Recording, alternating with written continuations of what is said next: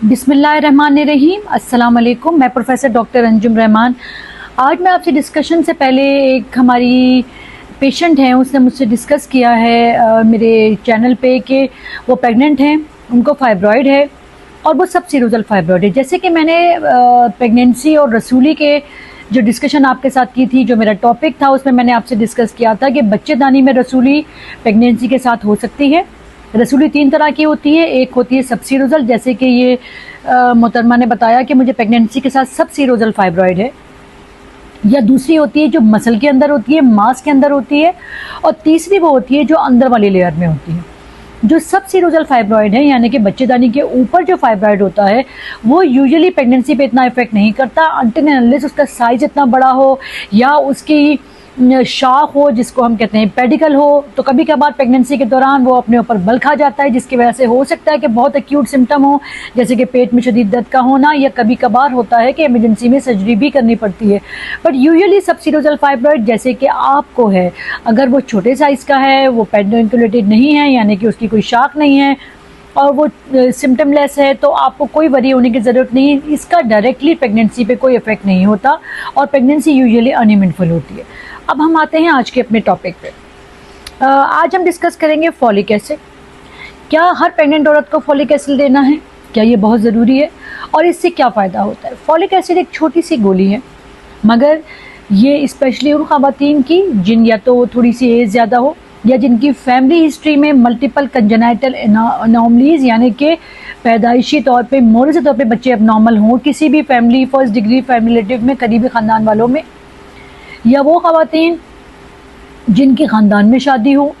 Usually in लोगों में specially, बल्कि हर खातून को अपनी प्रेगनेंसी में फॉलिक एसिड लेना चाहिए। स्पेशली वो ख़वातीन जिनकी प्रेगनेंसी हाई रिस्क है, जिनके बच्चे बार बार ज़ाया हुए हैं, जिनको पहले बच्चे खुदा न खासा पेट में मर गए थे, शुगर की पेशेंट, ब्लड प्रेशर की पेशेंट, या किसी भी और एडिशनल मेडिकल डिसऑर्डर की पेशेंट को ज़रूर चाहिए कि इवन जब वो प्रेगनेंसी को प्लान करें, यानी कि प्रेगनेंसी से पहले ही फॉलिक एसिड लेना शुरू कर दें।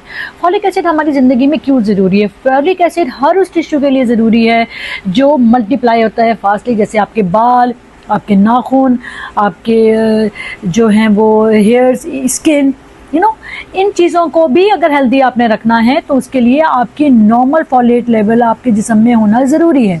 जो लोगों के अंदर एक्यूट फॉलिक एसिड डिफिशिएंसी होती है, इसकी कमियां होती हैं, उनके बाल बहुत झड़ते हैं, उनकी स्किन बहुत रफ एंड ड्राई होती है और वह महसूस करेंगे कि उनके नेल्स बिला वजह थोड़ा सा कहीं चोट ना भी लगे, कभी बिला वजह वो टूटना शुरू हो जाते हैं या वो प्रॉपर नेल्स की शेप नहीं होती।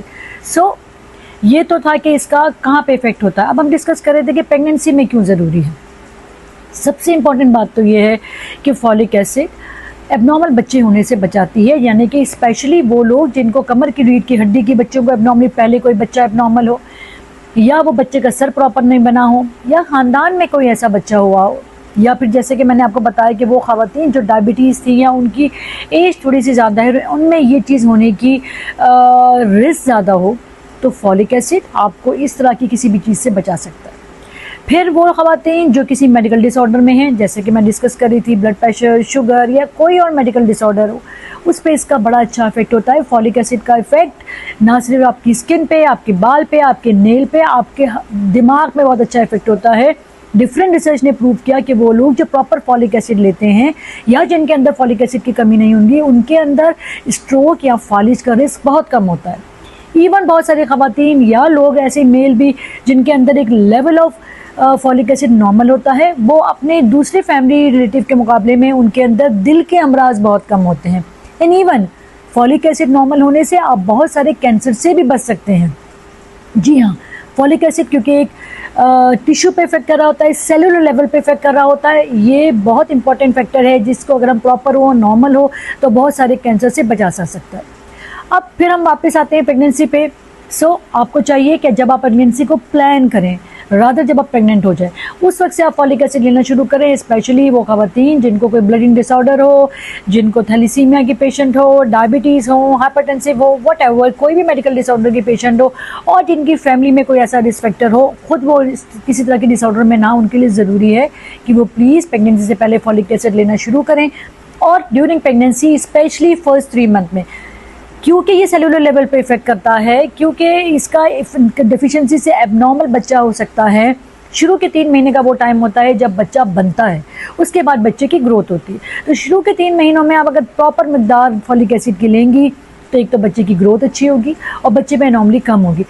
फ़र्ज़ करें बहुत सारी ख़वातीन कहती हैं कि डॉक्टर साहब हम फॉलिक एसिड नहीं लेना चाहते, नहीं ले सकते या व्हाटएवर, तो क्या ऐसी चीज़ हो जो आपकी चीज़ों को कवर अप करेगी? बहुत सारी हमारी डाइट के ऐसे इंग्रेडिएंट्स हैं, जैसे कि ग्रीन वेजिटेबल, बंद गोभी है आपकी। इसके अलावा बहुत सारी हरे रंग की जो वेजिटेबल्स हैं, इसके अंदर एक वाफिर मकदार में फॉलिक एसिड होता है। इसके अलावा जो दालें हैं, इनके अंदर, फलियों के अंदर हमारा बहुत वाफिर मकदार के अंदर फॉलिक एसिड होता है।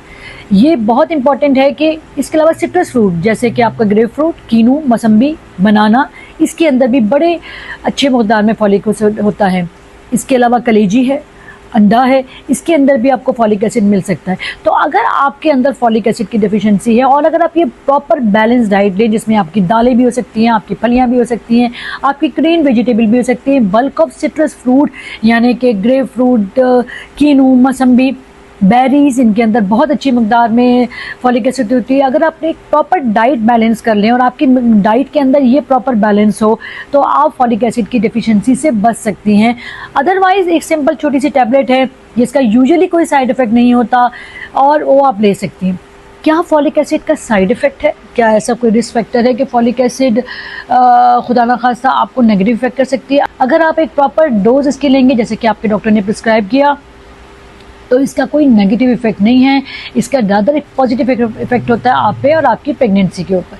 सो अपना टाइमली बुकिंग करवाएं। अगर आपको स्पेशली रिस्क फैक्टर है, हो सकता है वो लोग जिनके पहले बच्चे अब नॉर्मल हों और बच्चे ज़ाया हो गए हों, डायबिटीज़ के पेशेंट हों, उनमें डॉक्टर साहिबान एक रूटीन पेशेंट को, हर पेशेंट को अपनी प्रेगनेंसी में स्पेशली शुरू के 3 महीनों में फॉलिक एसिड ज़रूर लेनी चाहिए। अपनी डाइट को प्रॉपर बैलेंस करना चाहिए और वो डाइट लेनी चाहिए जिसमें वाफिर मकदार में फॉलिक एसिड हो। सपोज़ आप किसी रिस्क फैक्टर में हैं, जो कि मैंने आपको बीमारियां बताई, उसमें हो सकता है डॉक्टर साहिबा आपकी डोज को इंक्रीज़ करें। बिल्कुल, आपकी डोज को इंक्रीज़ करेंगे तो खुद अपने आप को सेल्फ प्रिस्क्रिप्शन ना करें। आप प्रेग्नेंट होती हैं या प्रेगनेंसी को प्लान करती हैं, प्लीज़ अपने डॉक्टर के पास जाएं, क्योंकि अगर आपका कोई और रिस्क फैक्टर है तो हो सकता है कि उसकी डोज एक नॉर्मल डोज से थोड़ी सी मुख्तलिफ हो। इसी के साथ मैं आपसे इजाज़त चाहूँगी। Thank you very much. Pakistan जिंदाबाद।